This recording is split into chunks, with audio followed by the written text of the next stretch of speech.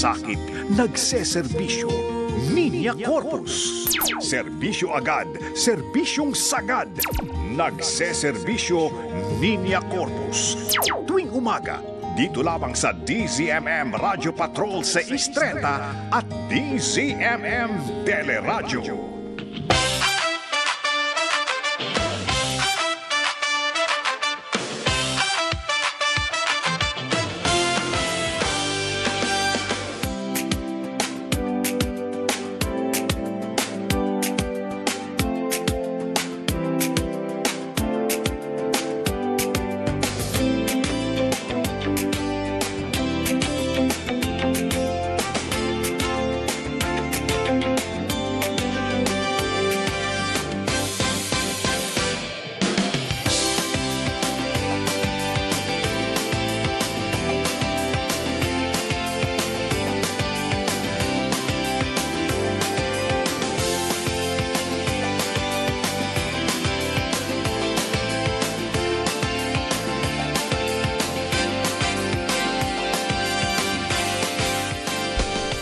Nakikinig, nagmamalasakit, nagseserbisyo, Ninya Corpus, isang magandang umaga po sa inyong lahat. Good morning! Ngayon po ay Thursday, June 25, 2026.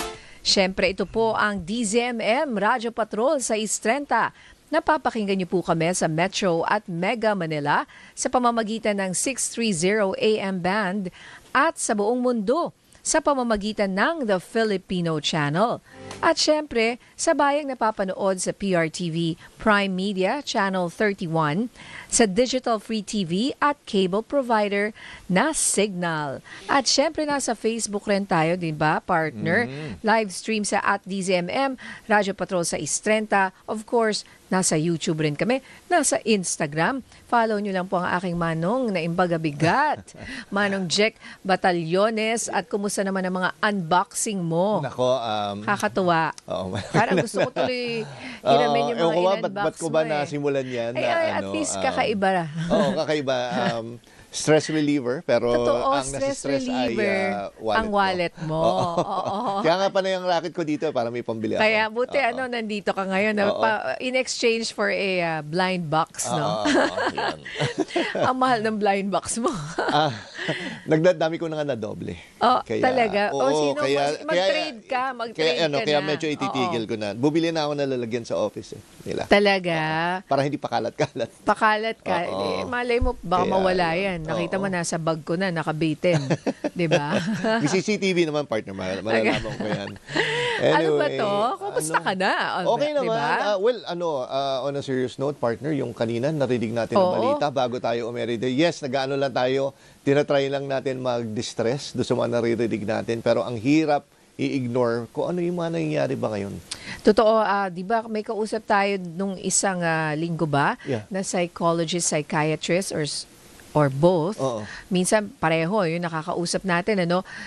Sabi nila pagka sobra na yung information, may overload ka na, syempre minsan nagkakaroon tayo ng anxiety attack, ng trauma, especially coming from the shooting incident sa Tacloban na talaga namang hanggang ngayon ay napakasakit.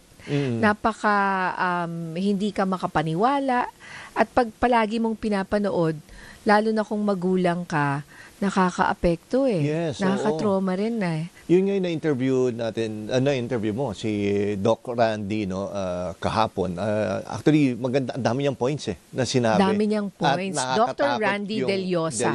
Yes. Nakakatakot, pero ang dami ko napulot during sa interview. Nagulat lang ako na hindi siya pabor doon sa social media, yung ban, no? Parang ang sinasabi niya, dinidelay mo lang eh. Oo. So ako naman, depende rin kasi sa edad. Kung umpisa pa lang habang bata, hindi mo na binigyan, ang magbe-benefit para sa akin pagka binan mo yung social media, yung mas bata. Hindi yung na-expose na, tapos babalikan lang niya later on, and then ganun pa rin. Pero, para sa kanya, para kay Dr. Randy Del Llosa, parang band-aid solution lang daw yun. Mas importante raw na bantayan ng mga magulang yung kanilang mga anak. Pero ako bilang magulang, mahirap rin kasi na lahat ng responsibilidad nasa atin. Yeah. Sabi nga nila, it takes a village, partner, ang parenting. I'm sure si Dr. Deliosa may scientific explanation dyan. Nasasabihin niya, babalik rin dyan. And then, ganun din. So, dapat habang maaga pa lang, which I agree, i-correct mo na. Oo, at i-guide mo na sila. Dahil ma-expose at ma-expose rin sila. Pero sa akin, kung natutulungan ako ng society, ng gobyerno, at binan na ito, hindi ko na kailangan mag-struggle sa mga anak ko. Hindi na kami mag-aaway. Alam mo, bawal eh.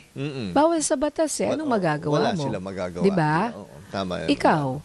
And well, malaki na kasi yung anak mo. Malaki Kaya na eh. hindi sila digital native eh. Nung time na yun, nung bata nga siya, sabi ko, once nahawak niya yung cellphone niya or hindi mo makausap eh. Yeah, yun ang mahirap din. At saka alam mo, partner, isa pa sana, gusto ko sana ibulong sa yung tanong dapat kahapon kay Dr. Randy is, kung ano yung role ng media, paano natin i-handle yung mga ganyang klaseng stories. Yun nga ang it's hirap very tricky. Masyado mong i-play up at ma-sensationalize. Di baka maging part ka pa nung pag-trigger. Maha-hype mo pa at baka, ang hirap baka wag naman sana, baka inspire ka pa na pwede. Tapos iisipin nila nga, plus the fact na iisipin nila na wala silang liability, criminal liability. Yung iba nga, di ba sa ibang bansa, gusto lang rin nilang sumikat. Yeah. They wanted the attention. Kaya sabi nung iba, wag niyong bigyan ng pangalan yan. Yung shooter na yan, wag siyang bigyang identity kasi di ba he doesn't deserve na makilala ng buong mundo. Kasi minsan, yan ang gusto nila. Kaso yun nga, ang hirap, partner, kasi lumabas na eh. May, syempre, hindi mo na yun ma-stop mo pa ba? Yung pag-share and all that. Kasi it's all over. Kumbaga sa atin, we should remember yung names ng mga naging biktima. Di ba? True, yun yung natin. Yes, yung dapat hero yung bata na Doon sa pintuan. Grabe yun, Kung yung nanay, di ba nagsalita, sabi niya yung anak niya talagang napakabait. Napakabait tong batang yun at talagang gagawin niya ang mabuti. Kahit na yung buhay niya yung nakataya. So, iba yung pagpapalaki nung nanay na yun kumpara dun sa, di ba, yung mga nagwala. At nagwalang habas na namaril sa kanilang mga kaklase. Kaya partner, very interesting to discuss yung psychology, yung behavior rin ng mga ganitong bata. Kahapon, kausap nga natin si Doc Randy Deliosa. Naalala ko, yung nakakabahalang copycat syndrome, yan ay dapat bantayan ng ating mga otoridad dahil maaari itong gayahin ng ibang bata na biglang lalakas ang kanilang loob. Kasi kung dati iniisip na nila, ngayon pwede na nilang gawin. Yeah. Diba? Dahil sa mga nakikita nila sa balita at nangyari na nga. Diba? Kaya nga yung tayo bilang media, kung paano, example na lang, di ba, partner, minsan nagkakala na lahat ng tao, lahat na lang ng mga mangyari, pag minamatay, ay i-cover natin. Minsan yung suicide, sabi, pwede nyo i-cover? No, hindi natin kino-cover yung mga ganong klaseng incidents. Alam mo, very sensitive. Sa ibang bansa, hindi nila pinapakita sa Singapore, hindi. Sa Japan, hindi din. Saka talaga, hindi tayo nagko-cover ng mga ganong klaseng. Hindi nila pinapakita yung dark side ng kanilang society. Kasi alam mo, sa Japan, di ba, gusto natin ng Japan ngayon, we're always there. Dahil sa sobrang gagaling ko lang doon, bumili tuloy ako ng libro. May binili ako ngayong isang libro na tungkol sa Japan. Pero the dark side of Japan, partner. Okay. So, it's a novel, but it's called The Ueno Station. Fiction siya, pero based on real life.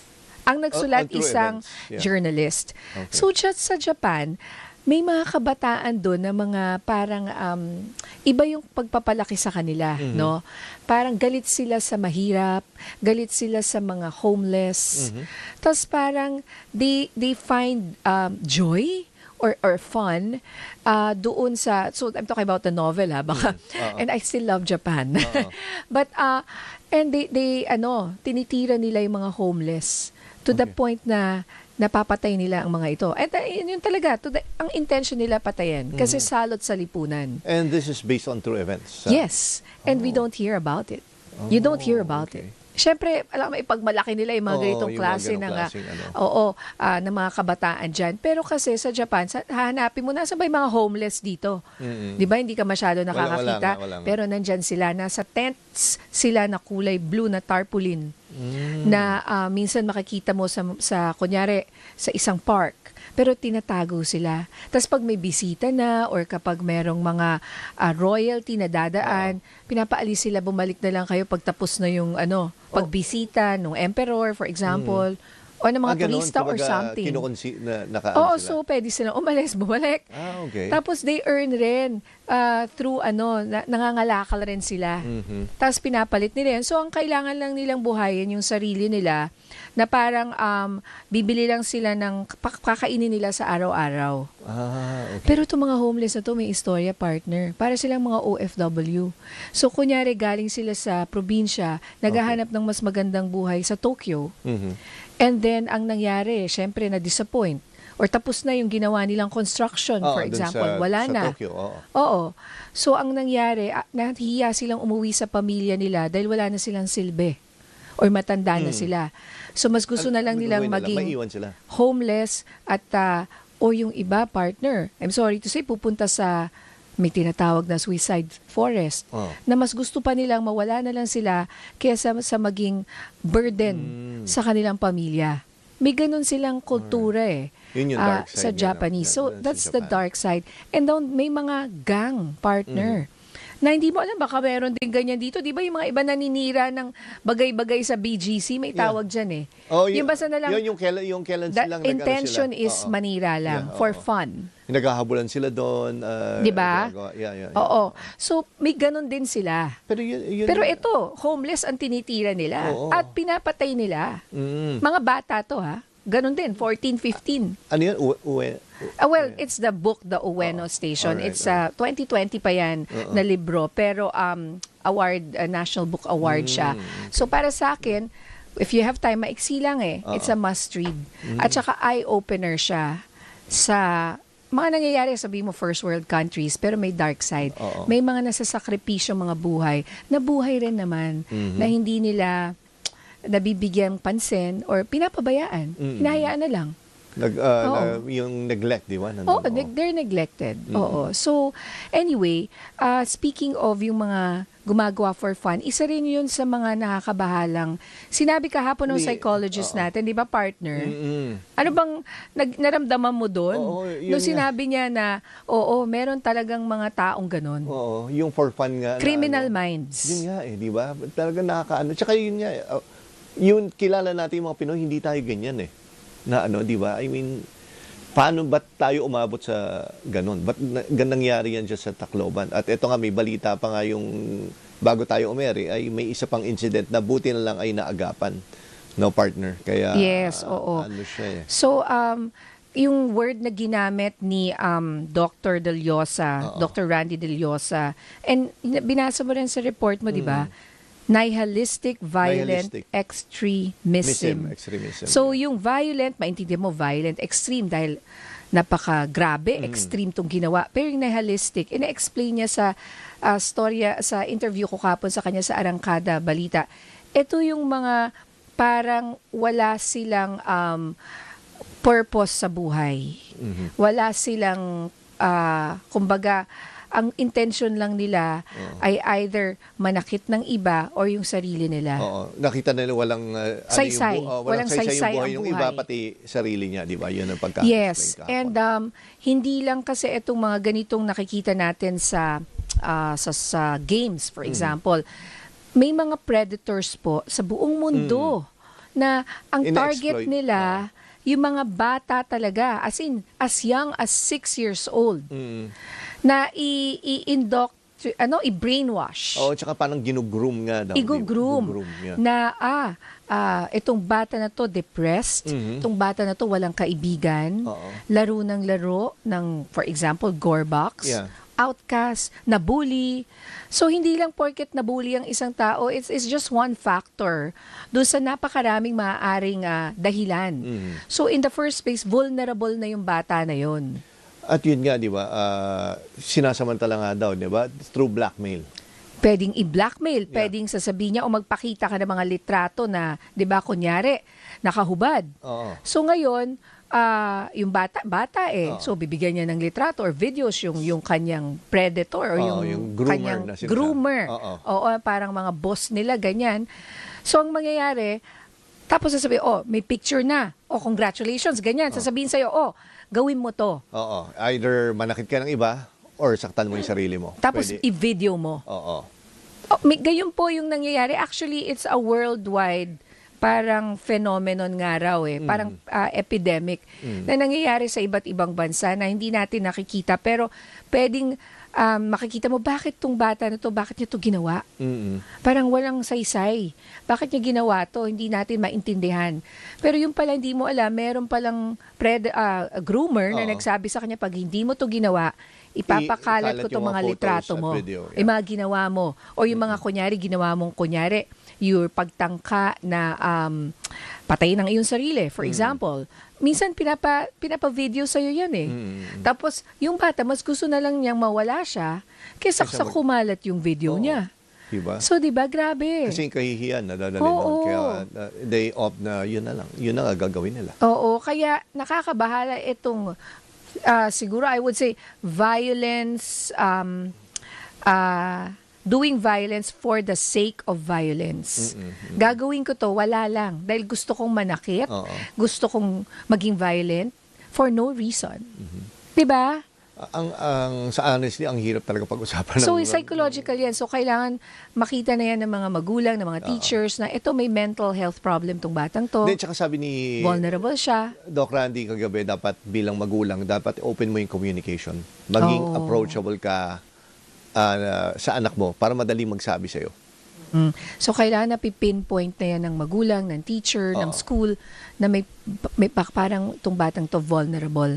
Kasi pwedeng sa umpisa, sa imagination lang niya Pero pag nabigyan siya ng kakayahan at na-embolden siya na gawin ito, maaari niyang gawin sa totoong buhay. So, yun po yung kailangan po nating bantayan. Napakabigat ng usapan natin. Ang hirap talaga. I mean, ang hirap. Kailangan, napaka-sensitive matter. Yeah, oo. At saka, pero kailangan mamulat tayo na may mga ganitong nangyayari sa buong mundo at pwedeng mangyari sa Pilipinas. Okay, so ang ating question of the day, ito pala ating question of the day. Paano nyo binabantayan ang digital activities ng inyong anak? Yun nga. Ikaw matanda na yung anak mo, hindi na kailangan. Kumbaga, kakaibiganin mo sa kanilang social media accounts para ma-monitor mo ang kanilang galaw. Oo, yung iba may, sabi ko sa'yo, burner account. At may mga fake account ka para mag-snoop around. Pag nalaman niya ng anak mo, mawawala yung trust and it will be worse. I think the relationship. So, dapat may trust. Tsaka yun nga, kung papakialam mo naman, kunyari, ma-access mo yung, yung kunyari, messenger niya or yung mga messages niya, para ka nagbasa ng diary nun.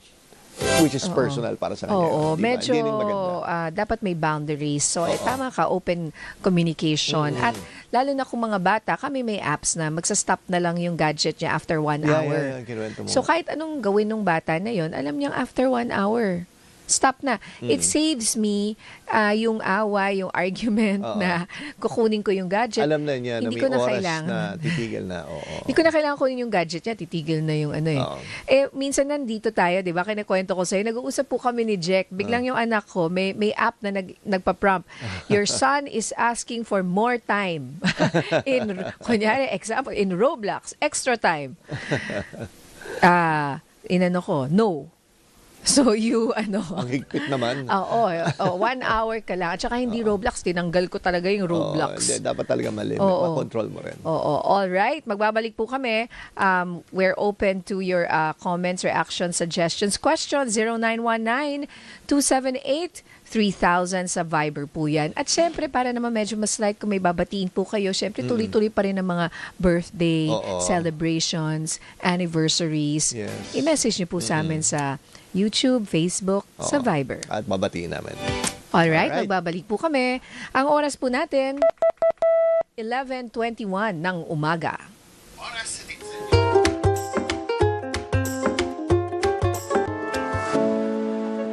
Nagseserbisyo, Linya Corpus sa DZMM Radyo Patrol sa East 5 ng umaga.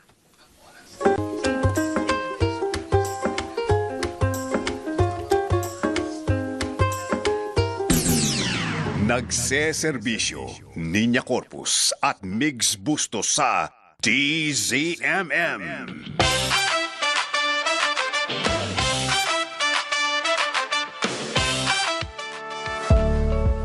May bisita. Upo po kayo. Ang ating KOTD, Kaserbisyo of the Day. Kasama po natin ngayong umaga ang lead ng Child Protection and Children Rights Governance ng Save the Children Philippines. Siya po ay walang iba kundi si Miss Melanie Liana or Manay for short. Good morning sa inyo, Manay. Magandang umaga sa inyong lahat. Ayan. Well, Save the Children Philippines, napaka timely na nandito po kayo ngayon dahil yan ang talagang iniisip ng buong bansa ngayon. Safe schools for children. Ito nga po ang ating topic with Miss Melanie. Ano? Unang-una, yung muna pong Save the Children Philippines. Itong organization na to, ano po ba ang kanyang mandato?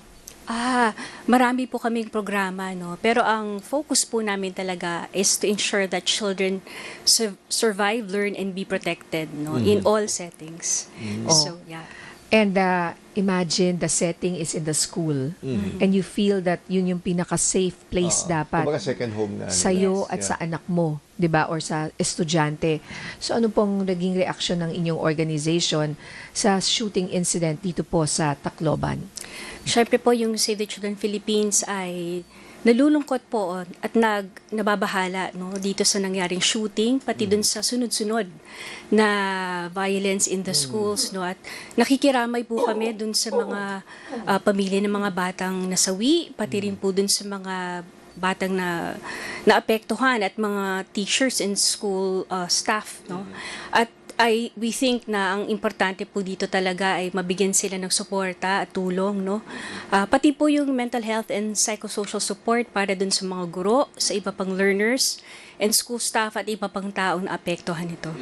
Pero ma'am, ano yung nakikita nyo? Bakit nagkaroon ng ganitong klase ng incidents? At pwede na sabihin isolated, pero yun nga meron na mga nangyari last week and week before that.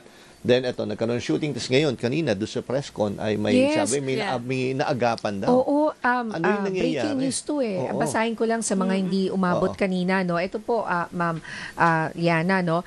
Napigilan nga po ng DILG ang isang planadong school shooting o stabbing diyan po sa Leyte rin sa Tolosa, no. So tingnan mo yun na yung sinasabing copycat syndrome, Yes. magkakalapit sila eh. So sinabi ni SILG John Vic Remulla na nagtip etong si Senator Bam Aquino ng 8 p.m. na may usapan sa Tacloban na may magaganap na pag-atake. Yeah. At ito ang binasa po ni Secretary Remulla na text. Sabi, ito yung text po nung mga bata. Hello, send this to your friends. Yo, from Tolosa. Prepare yourselves, especially as you owe me.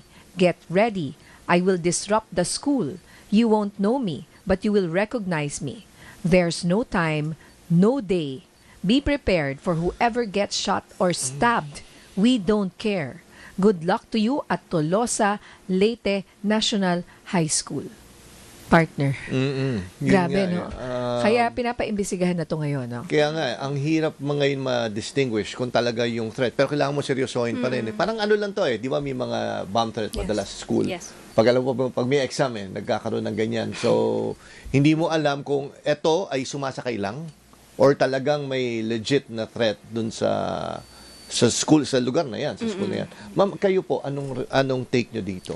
Alam niyo po yung Sumasakay kaya to or posible din yung snowball effect na sinasabi nila. Pero you see, school violence ay maraming factors, no?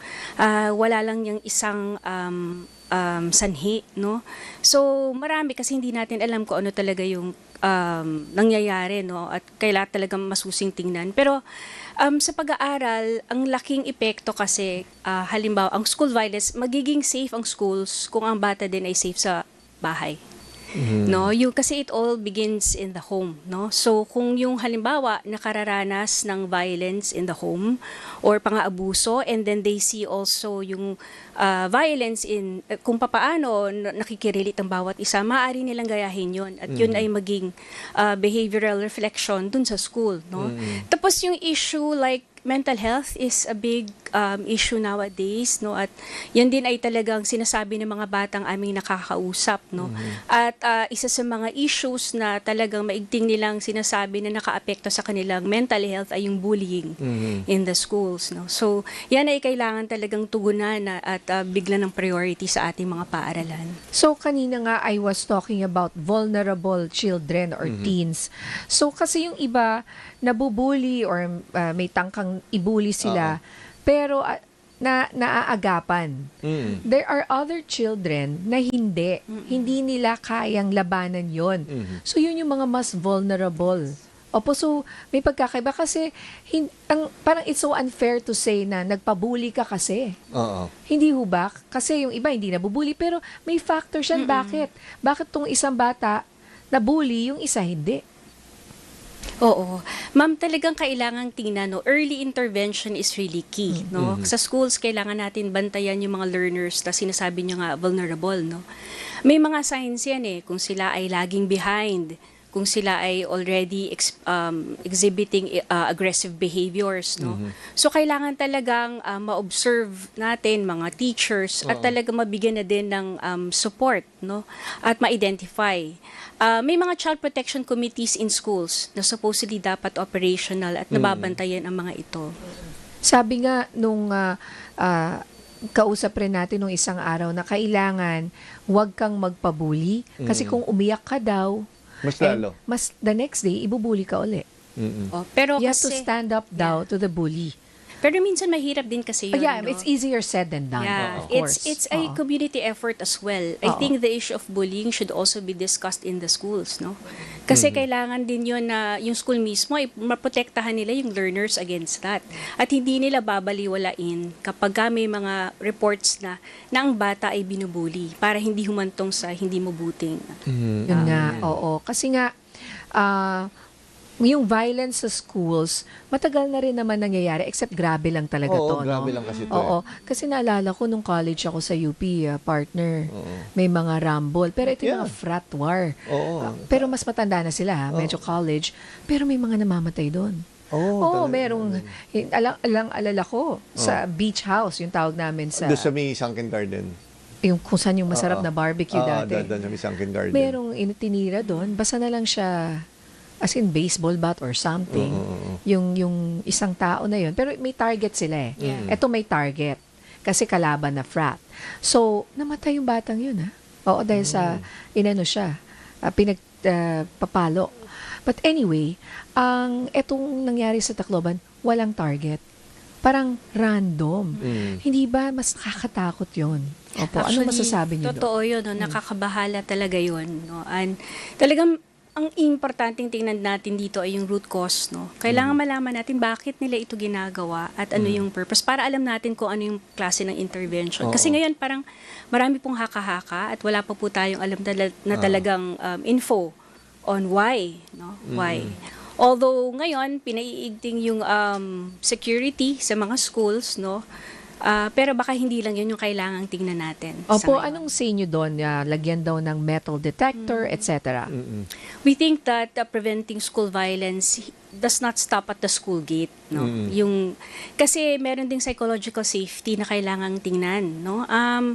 Kailangang ma-ensure na yung mga bata, yung mental health ng mga bata ay natutugunan, no? Na meron silang, kapag sila ay sa instance ito halimbawa, nakakaramdam sila ng fear, ng anxiety, meron po silang mapupuntahan na trusted adult, teacher or guidance counselor where they can seek help and support, no? At importante rin po yung suporta ng magulang at this point in time, no? Na kumustahin ang kanilang mga anak, and their presence and guidance is really very important at this time. Ma'am, dito, yun sa nangyari dito sa Tacloban nga, ay tingin nyo, kasi I think hindi pa naman nagbalik eskwela na yung mga bata, tingin mo gaano katagal sila bago makarecover from something like this? I mean, kunyari ako yung magulang, pwede ko sabihin na hindi ko muna papasukin yung anak kung hindi pa siya komportable na pumasok. Exactly po. No? Mahirap po talaga kasi hindi madali yung pinagdadaanan nila. That's really a very traumatic Lalo na kung event. nandun ka sa room. Exactly po. No? So, talagang yung, it may take a while, and the school, and the LGU also, kung sino man iba pang maaring tumulong, ay talagang dapat magbigay ng agarang suporta, no? Mental health and psychosocial support, no? At pangungumusta talaga sa mga bata at sa mga teachers din. Oo. Ma'am, pero kayo, tingin nyo, kasi malaki din ang role ng media sa ganitong klase, how we bring the stories, how we tell the stories. Ano tingin nyo yung dapat na treatment? Well, ito na lang, example na ito sa nangyari na to. Hindi natin sure kung talagang legit yung threat. Kasi kung matatandaan nyo, yung shooters natin nung kailan lang, walang ganito walang warning Ito nagbibigay ng warning. I'm not saying na hindi totoo yung nila. Pero, pwede mag-breed yan ng mga ganito, puro threats. Kasi sabi nga namin dati, yung sa mga bomb threats sa mga school, baka yung gumawa ng threat tapos kinover na ng media. Tumatawa lang yun sa bahay Dahil nakita niya, nag-create siya ng alarm. And in this case, baka ganun din yung ginagawa. Opo, no? Pero any threat should Dapat, be taken seriously. No? At totoo naman po, ang laki din ng responsibilidad ng media on how you report on this. Kasi halimbawa, if you give too much details, baka dun din sila makakuha ng tips kung anong mang gagawin, yung ating mga, kung sino man yung gustong manakit, no? But at the same time, yung protection din para dun sa mga bata na involved, kasi dapat protektahan, no? Both yung mga arrested and also those who were affected, no? Kasi may re-traumatization lalo na pag nakikita yung videos again and again. So, naka-apekto po yun sa maraming tao. And honestly, kunyari katulad namin ni partner niya, mga penas din kami, ang hirap pag-usapan ng ganito dahil napaka-sensitive ng issue, di ba? Tama po. True. Totoo po yun, mahirap talaga, pero baka kailangan, in a sense, sa schools din po, dahil kailangan paghandaan. Ayaw nating mangyari uli ito, pero kung mangyari man, dapat alam ng mga bata at ng mga school personnel and teachers kung anong gagawin, no? So we have like fire drills, we have earthquake drills, no? To prepare for emergency. Pero ito, emergency din to So kailangan Paano talagang... yan, drills for an attack. Diba? Or Parang- sakaling, at parang sa isang batang maliit, bakit tayo nagdi-drill na gato? True. Nasa war zone ba ako? Di ba? Never mo may isip na kakailanganin. Pero kahit pag-usapan di Pero ba? sa panahon ngayon, parang kailangan Kailangan din, I think DepEd is already reviewing the policy, school policy on safety, no, on this. Kasi talagang hindi natin akalain, di ba? Pero nandito na sa atin ngayon. Oo, akala hindi mangyayari yan sa Pilipinas, sa Amerika lang yan, di ba? Yun nga Unheard sinasabi ko, of. iba yung mentality ng mga Pinoy Sabi ko, hindi tayo ganyan Kaya biglang nakaka-shock lang talaga nangyari sa atin yan. Kasi, alam mo, sa Asia, kasi sa Asia hindi uso yan, pero nangyayari Dahil nga yun nga, sabi sa'yo yung mga groomers sa internet, na kinakausap nila itong mga vulnerable na mga batang ito na gawin yung mga violent acts, whether sa sarili nila o sa ibang tao. Ngayon, ang sunod ko pong tanong, dahil parehong minors nga po itong suspects natin, paano po natin babalansehin ngayon yung paniningil ng justice habang napoprotektahan rin naman Miss Manay, yung welfare ng mga kabataan natin base sa Juvenile Justice Act? Yes, alam niyo po yung Juvenile Justice Act, ang framework talaga niyan ay tinatawag na restorative justice. No? Hindi dapat yan offender-centered na naka-focus lang dun sa mga batang nagkasala sa batas. It's really also providing support to the victims. Yun yung kulang Yung highlight na dapat talagang yung biktima ay mabigyan mo ng suporta at tulong dahil sila yung nasaktan. You mean the biktima na yung mga nabaril, yung mga nasugatan? Yung mga nasugatan, yung mga namatay, pati rin yung mga naapektuhan, no? All the learners in the school. Pero yung tanong niyo po, ma'am, How do tungkol you dun sa- balance it? Kasi nga tama po kayo, sabi niyo nga restorative justice. Some people kasi are out for blood now. Since emotions are high, gusto nga nating i-lower 12 years old, 9 years old.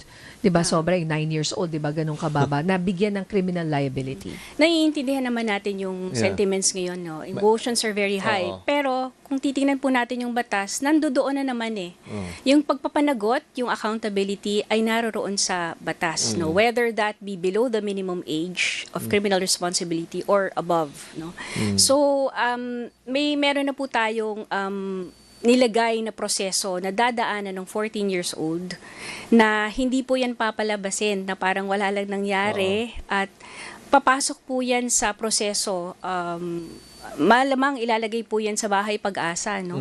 At dun po siya mag-undergo ng intensive juvenile intervention program at may civil liability din po yung magulang. Tsaka yun nga, ma'am, minsan kasi na bibigyan ng emphasis na 1 year. Kala ng mga tao, ay 1 year, ano na. Pero hindi, di ba? Hanggat hindi siya umaayos, whether 1, 2, 3, hanggat di ka maayos, may iwan ka dyan.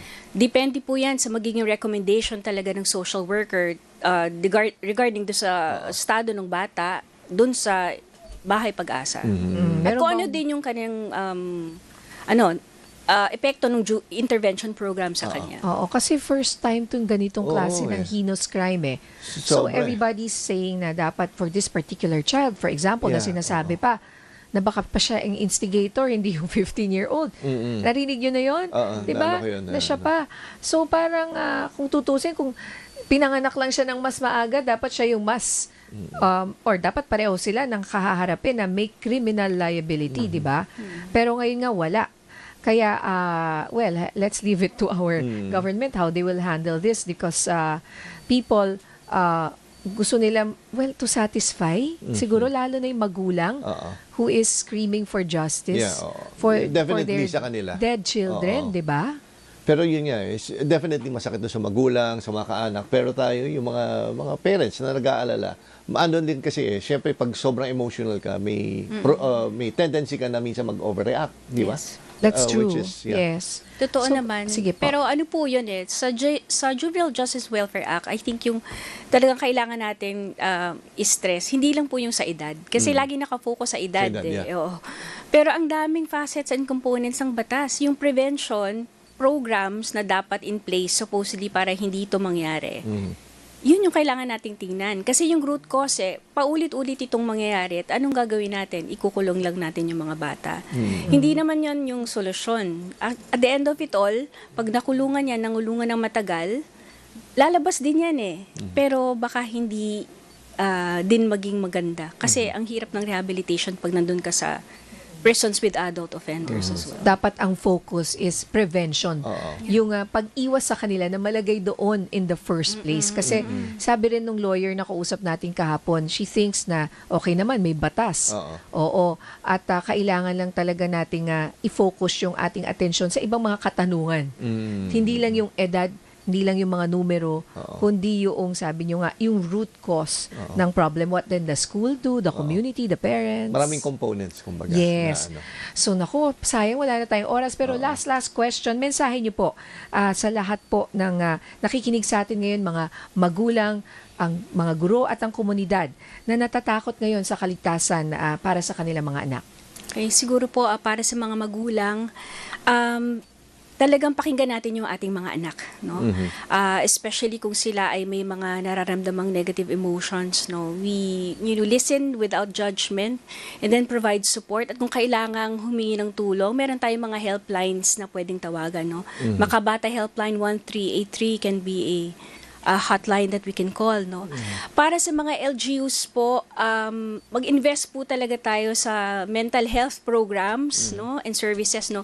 We have a Basic Mental Health and Wellbeing Promotion Act. Meron tayong batas that schools should have mental health programs establish mental health programs in the school. Sana po magawa po natin yun and more guidance counselors also to support children who need help. Ayun po. And then, training din for psychological first aid. Importante po yun. Yung ano pa yun? Kaplan, Paano di ba? yung psychological first Ito po aid? yung training na maaaring ibigay sa kahit sino. No? You don't need to be a counselor. But this is a training provided to everyone. Even students, Yes, no? students, Kasi I teachers. think yung daughter ko nagganyan. Okay. Yes, Oo. at maganda po yun kasi in times of emergencies, meron po makakatulong talaga para dun sa mga taong Psychological first aid. nangangailangan. Minsan, yung binibigyan nila ng, kunyari, ganyan, yung kaklase rin, kaedad din, muna, bago kausapin yung counselor. Kasi, di ba nung bata ako, hindi ako mahilig pumunta sa guidance Oo counselor. naman, Ayoko. parang Ba't iba ako pupunta pag doon? pinatawag ganun iba Diba? ang dating. Siya sa kaibigan ka pupunta, di ba? So, Oo. yun din Yes. Parang may ganong feeling ang kabataan Tsaka hindi mo naman kailangan mag-counseling sa psychological first aid. You just need to listen, observe, and then refer. Kapag nakita mong talagang hindi na kaya at kailangan ng professional help. Ayun, ang ganda ng mga advice and tips, very practical. Maraming salamat, Miss Melanie Liana Manay, ang lead Child Protection and Children Rights Governance, ng Child Protection and Children Rights Governance ng Save the Children Philippines. Maraming salamat po sa inyo. Thank you po. Thank you. Thank you po. Alright, ang oras po natin, 11:45 ng umaga, magbabalik po kami.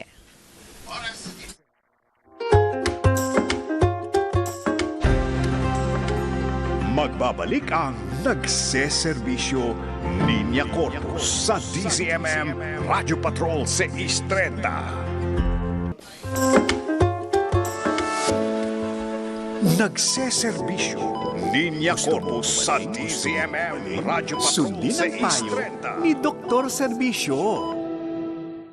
Alright.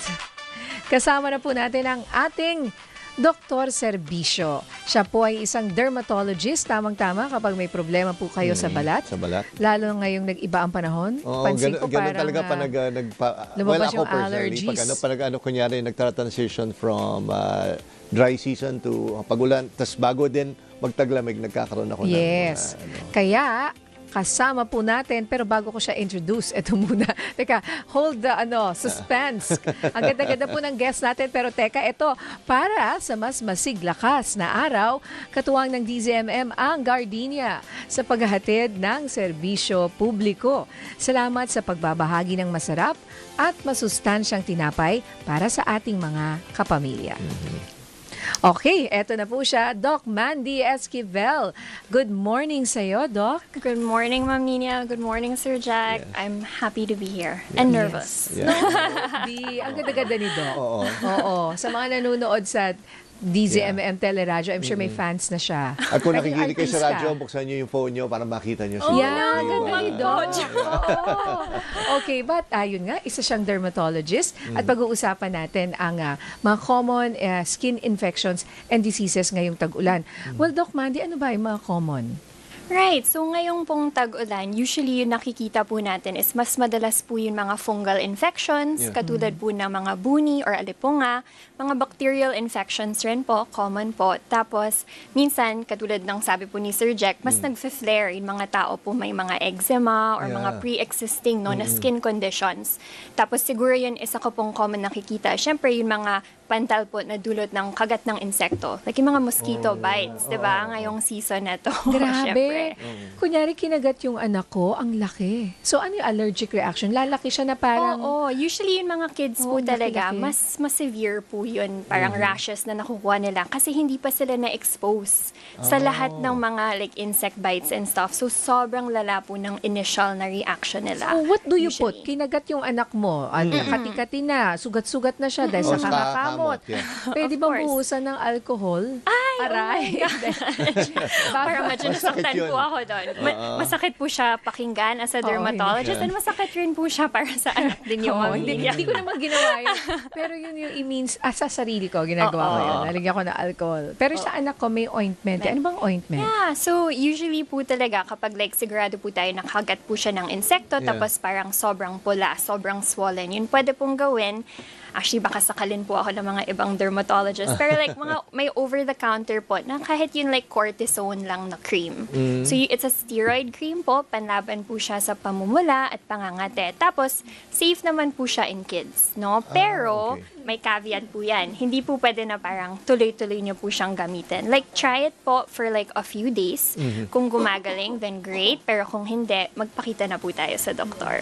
Yes, ako I use that. Yeah. 0.1%. Ano bang Yeah, like percent? parang 1% lang. Yung 1%. super konti lang na makukuha nyo po na over-the-counter siya. Saka ngayon napansin ko, may mga sunblock. Dati kala ko ang sunblock ay ginagamit lang pag pupunta ka ng beach. Pero hindi pala. Yeah. Meron palang for daily use. Oh my gosh, I'm so passionate about this subject. So, sunscreen, dermatologists, we love sunscreen. Tapos parang misconception po kasi na kailangan lang po siya kapag pumupunta Punta po ng tayo beach. sa beach, Yeah, no? oo. Kasi kahit dito naman po, no, sa Manila, Sir Jack, parang may araw naman po. Yeah. Kahit ngayon ngayon po na tag-ulan, may sunlight pa rin po, may UV pa rin po na dumadaan po sa cloud. So, kailangan po talaga na mag-sunscreen Tsaka all the it comes time. in- Kahit dito sa studio, Doc, itong UV light, may masasabi ka bang Okay, so parang usually naman sa affect? studio po kasi parang wala naman pong bintana dito. Wala naman pong sunlight na pumapasok talaga. Ah, okay. So, less of a need. Pero kung may mga pigmentary conditions po kayo, katulad ng melasma or yung tinatawag po na pecas,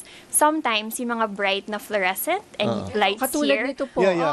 katulad Yeah, sa- sobrang bright nga Yeah, po. katulad sa newscast natin, di ba, sa hapon, ang dami naming ilaw. Nasisilaw ako eh. Yeah, Oh, oo. yeah. So, Nakaano din siya. Kailangan ko mag-sunblock. nakakaitim siya. It would be better just to incorporate it as a Jack, daily mag-sunblock ka habit. rin. So, magsa-sunblock ako mamaya. Sabihin ko Mapagaling kay rin po Donna, siya para lagyan- sa anti-aging. Sabihin ko Ganon. kay Siyempre, Donna, gusto lagyan ako natin ng yan. sunscreen. Siyempre, yan ang gusto natin During ng sa newscast. anti-aging. Ano ba yung pwedeng ilagay para hindi kami mag-age? Sunscreen. Yan Sunscreen ang ano talaga. na. Yeah, Sunscreen. sunscreen talaga. What about the Number mga one best friend. moisturizer or lotion na pwedeng ilagay ng Yeah. mga, let's say nagkakaedad na, ano yung mga effective? So parang usually kapag like parang as we age kasi our skin holds water a little less. So parang hindi na siya as good as holding water and holding moisture. So usually po you should shift to a cream-based po na moisturizer. So parang isipin nyo yung consistency niya, less tubig, mas parang papuntang petroleum jelly. Mas makapal po kasi siya at mas effective po at moisturizing dry and elder siguro na skin. Oo. Pero paano kung oily at saka parang makapal Yeah, yung feeling? okay. Ayaw ko yung ganong feeling eh. Yeah, of Kaya course. naghahanap ako ng gel. Yes. type Okay or rin po yan. So, depende po less? kasi siya talaga, right? Walang one size fits all sa moisturizer. So, kailangan talaga, ano ba yung skin type mo? Ano po yun mag-work sa inyo? Tapos, yun po yun piliin nyo. So, kung oily skin type, punta po kayo sa gel or mga cream na moisturizers. Mas light, para siyang tubig, diba? Mas maganda po siya. Pero kung parang sobrang dry po ng skin ninyo or parang aging skin, baka mas better po kayo dun sa mga thicker na creams. Tsaka meron parang nakita kong product na nauuso. Nakikita ko sa mga mall tsaka sa online. Yung parang sinasabi mag-matte na parang stick na Yes! ginagano. Ano yun? So, like, it's like a sunscreen po, Sir Sunscreen Jack. din. Oo. Ah, Para So, hindi mo parang- siguro hawakan. Oh, hindi mo na siya hawakan. Oo. Para lang Parang siyang color stick. gray siya, di ba? Exactly. Yeah, Tapos color parang gray. ginaganon nyo Yeah, lang po siya sa oo. mukha. Sabi ko, Opo. ano yun? Sabi ko, I-transparent nun, partner. Oh, para hindi ka naman gray. gray yung packaging niya. Sabi ko, ano yun? Gray yung packaging. Parang Kala ko naman. charcoal. Sabi ko, yeah. ganun ba? Okay. Oo. So, before I ask about Alipunga, kasi problema rin yun ng mga kababayan natin eh. Ako din, may tatanong Lagi ako sa kong school. naririnig yung hyaluronic acid. Yeah. Parang usong-uso ngayon yan. Yeah. Effective ba yan? And what is it for? Yeah. And niacinamide. Yan, nakikita natin. Oh, yeah. Okay. Okay. Yeah. So, hyaluronic acid and niacinamide are ingredients na usually po incorporate sila sa skincare routine. Tapos, hyaluronic acid in particular is good for like moisturization. It's a molecule. It helps your skin hold moisture better. It helps moisturize your skin as well. So, kung dry po kayo, maganda po na magkaroon ng products na may hyaluronic acid. Tapos yung niacinamide naman, it's an antioxidant. So maganda po siya parang to make your skin, alam niyo po ba yun, Korean na glass skin? Na Yes, gusto ng yes. lahat ng tao. Yeah, parang it's like yun the goal. yun. Yeah, it kind of helps like give you that glass skin appearance, nicer, smoothing skin. So marami po siyang, like usually na-incorporate na po kasi yung hyaluronic acid at yung niacinamide sa mga moisturizers na nabibili ng mga kababayan natin. Oo. Yeah. Tsaka partner ngayon sa school ba, uso pa ba yung mga blackboard na nag-chalk? Yung pa rin ba? Di Yun- ba? Meron pa rin ba? Nakakaano sa Kasi yun, dahil natanda nung bata ko, Yeah. pag sa elementary, yung sabi yung chalk, nako, huwag kang mag-ano yan dahil nagkakaroon ka ng an-an. Ano ba English ng an-an? An-an, yeah. Pekas ba? yeah. Ano ba? Ano ba yun, ma'am? An-an Yung- is Basta an-an. the Alam ko yung white. medical term is pityriasis versicolor. Pero an-an po yun common. Oo, pero yung, Tapos, yung chalk ba nagkakos ng gano'n? hindi po. Okay. It's a myth. Kita mo, ang dami Parang kong myth, may ang dami kong skincare myth myth na po na dito. nabust po So, natin nakatatlo na ako today. na So, yun, myth na. porket puti. Pero alam mo, mapapaisip ka rin Oo, kasi eh. Yeah. fake news po. Fake news. Di ba, minsan pag ikaw magbura, never ko ikaw pa po magbura yun. ng blackboard. Sabi mo, ayoko dahil Pero magkaka-an ako. ayoko rin dahil mahahatching naman ako. Well, yeah. Oo, Di ba totoo. Dahil sa problema? mga That's powder. true. Pero ibang problema po Oo. yun. Pero Okay. parang thank you for telling me that myth. Ngayon po lang, Yeah, ngayon ko lang ganun po siya yan, narinig. nung bata ko. Saan na pa ano. galing ang an-an? So an, it's a fungal infection. So, Yun, tayong fungal. lahat po talaga, may normal po na fungus na nakatira sa ating balat. Usually po, kapag like nag-change ng weather, Yeah. minsan nagiging mas nag-grow po yung mga fungus and it can cause like an. So, yung an, usually they're like mga white or like slightly brown na patches. Usually sa chest and sa likod, no? Okay. Anong gamot? Kasi baka konektado rin to si Alexander Pedro. Yes. Ask ko lang po, ano ang magandang cream para sa eczema naman? Pero sa paa po, in between toes, eczema ba yun? Parang Baka alipunga alipunga. yun. It sounds Mga like alipunga. alipunga. Opo.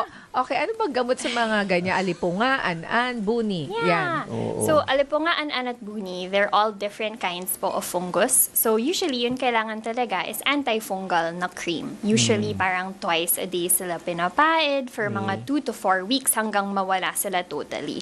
Pero syempre, yun important is siguraduhin muna natin fungus ba talaga yan? Kasi tama po kayo, like yung viewer po natin, baka iniisip niya, eczema, tapos buni pala. Or the other way, no, na iniisip po nila na buni siya, pero eczema pala siya. At iba po kasi yun treatment para sa dalawang skin conditions na to. So, importante po na ma-diagnose po kayo ng maayos para tama rin po yung gamot na ibibigay po sa inyo. May iba yung gamot na, di ba kasi parang generally may nabibiling antifungal cream. So yung antifungal cream na yon hindi siya pwede sa lahat? So hindi siya pwede sa buni? Yeah, depende siya. Depende po siya sa specific na skin condition. Depende rin po siya sa area na affected, right? Kasi syempre parang baka maging iba po yung gamot na ipapahid natin sa feet versus sa sobrang nipis na skin. Like kung like may rash po kayo sa face or sa singit, iba po kasi yung mga strengths at So, kung potencies nila.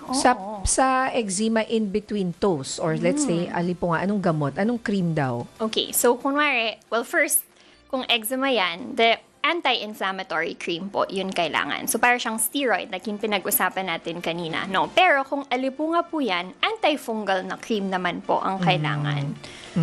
Naku, kailangan malaman niyo po, Kuya Alex. Oo nga. Oo, kung ano yan. Magpakonsulta na po kayo sa doktor. Punta para kayo sa sigurado, barangay. diba? Oo.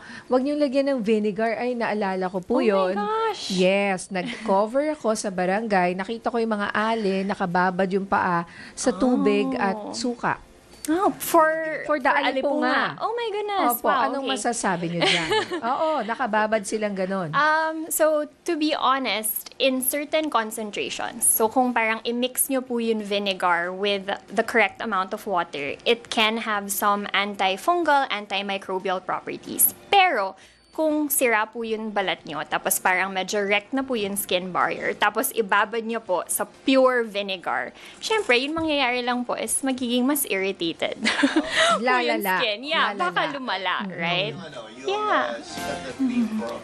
Sikat na cream from Australia for eczema. Ay, parang petroleum jelly. Pwede ba yun? Petroleum jelly. Yes, petroleum jelly is excellent for like Actually, mga no, eczemas. yung parang red siya. Oh, I won't mention na lang the brand. Okay, ako Pero din. yet, I effective know, siya. I know what you're talking about.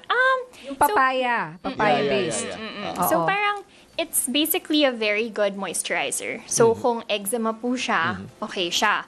Pero kung buni siya or alipunga, hindi po siya maganda. Baka lumala. Yeah. Okay, and last, siguro mensahe sa lahat ng nakikinig at na nanonood ngayon. Papasok yung tag-ulan. How do we take care of our skin? Okay, so siguro yung main na problem po ngayon sa tag-ulan, syempre yung mga commuters po natin, minsan wala silang choice na lumusong sa baha. So siguro yung advice ko is, kung kailangan nyo po talaga yun gawin, dapat pag uwi po natin, linisin po ang paa at yung mga binti, tapos siguraduhin na patuyuin po ng maayos. Para like ma-prevent po yung Totoo. mga fungal na Fungal infection. At naku, leptospirosis, baka mag-uso na naman because of Kaya the baha. Okay, naku, maraming salamat sa ating Dr. Servisyo, Doc Mandy Esquivel, ang ating dermatologist. Thank you so much, Thank Ms. you. Nina. Thank you, Sir Jack. Si thank Doc you. Mandy is in St. Luke's Global, Manila Doctors Hospital, and UPPGH. Ayan. Ito po si Nina Corpus. Naku, buy na raw agad. Nakalagay, buy na po Yes, agad. opo, magpapaalam It's na an po. order. Okay. Oh, See you partner, later, ikaw. partners. Arangkada Buy ka Balita. na rin. Yun na? Ayan. Jack Batalyones, maraming Maraming salamat. salamat. Ha? Again, thank you sa Kasi bukas si opportunity. Mix na dito Babalik na na si raw Mix eh. eh. So, Oo eh. okay, may naipon na ulit ako. Ayan, So, buli ka na pwede ulit ng blind box. May naipon na ulit ako. Opo, Alright, thank you again sa okay. opportunity. See you later sa Arangkada Balita. Salamat, partner Jack. Yes. Ito po si Nina Corpus, nagseserbisyo. Bye. Bye.